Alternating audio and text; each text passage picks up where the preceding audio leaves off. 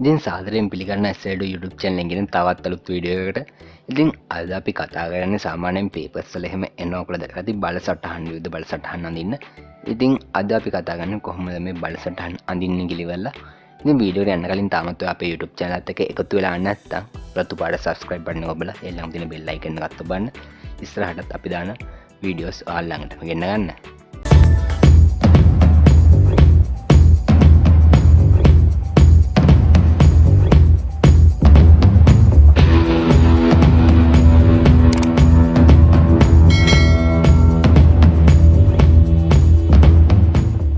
හොඳයි ඉතින් මං අද බලසටහනක් ගැන තමයි අඳින්න යන්නේ.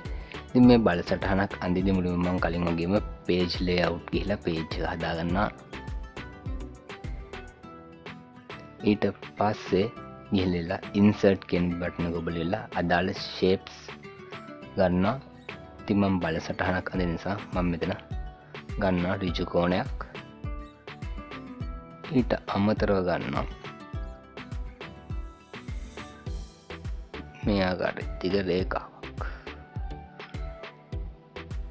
මුලින්ම මම මේ රේඛාව ක්ලික් කරලා ඉවරලා ඒකේ මහත වැඩි කරගන්නවා. ඒකේ කලර් එක බ්ලැක් කරගන්නවා. ඊට පස්සේ මම මේකේ fill එක දෙනවා no fill. ඊළ outline එකේ මහත no දෙකයි black විතර. ඊට පස්සේ outline එක දෙනවා black. හොඳයි ඊට පස්සේ දැන් දෙන අපිට බල රූප සටහන අඳින්න. ඉතින් මම නැවතත් ගිහිල්ලා shapes වලින්ම ගන්නවා මේ ඊතලේ. ඉතින් සාමාන්‍යයෙන් බර කියන බලය අපිට ගන්න පුළුවන් මෙහෙම පල්ලෙහාට ඊතලයක් විදිහට.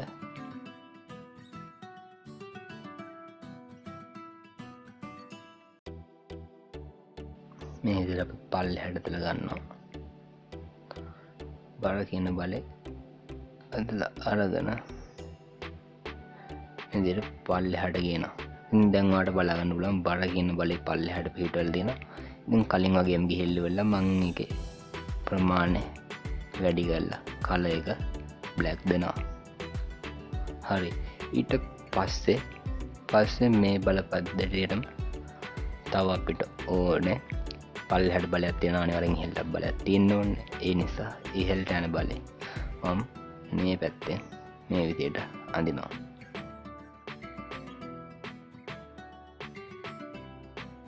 ඉතින් හිතන්න මේ බල පද්ධතිය චලනය වෙන බල පද්ධතියක් කියලා. එහෙම වුණොත් මම මෙතනින් ඊතලයක් අඳිනවා. ඊතලේ ඇඳලා කලින් වගේම size එක වෙනස් කරගන්න. චලනය වෙන පද්ධතියක අනිවාර්යයෙන්ම ඝර්ෂණ බලය තියෙනවා. ඉතින් ඝර්ෂණ බලය තියෙන හින්දා මම මෙතන ඝර්ෂණ බලය යොදා ගන්නවා. ඉතින් අපිට මේ බලපත්‍රය නම් කර ගැනීමට අවශ්‍යයි. නිසා අපි මේවා නම් කර ගන්නවා.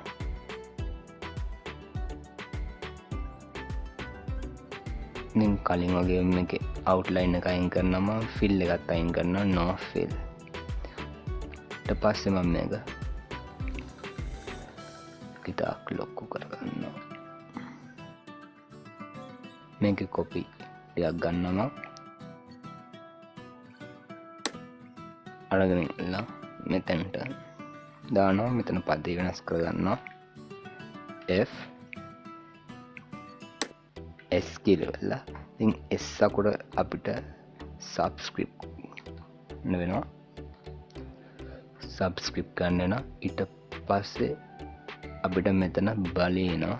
ඉතින් ඒකටත් මෙතනින් R අකුර මම ගන්නවා. අරගෙන ඇවිල්ලා මෙතනින් තියෙනවා මෙතන MG බාර නිරූපණය ගන්නවා. ඊට පස්සේ තවත් R අකුරක් තියෙනවා. මෙතනින් අපි යොදන බලය නිරූපණය කරනවා. ඉතින් මේ විදිහට තමා බල පද්ධතියක් අඳින්නේ. ඔයාලට පහසුවෙන්ම මේ වගේ බල පද්ධතිය නිර්මාණය කරගන්න පුළුවන්.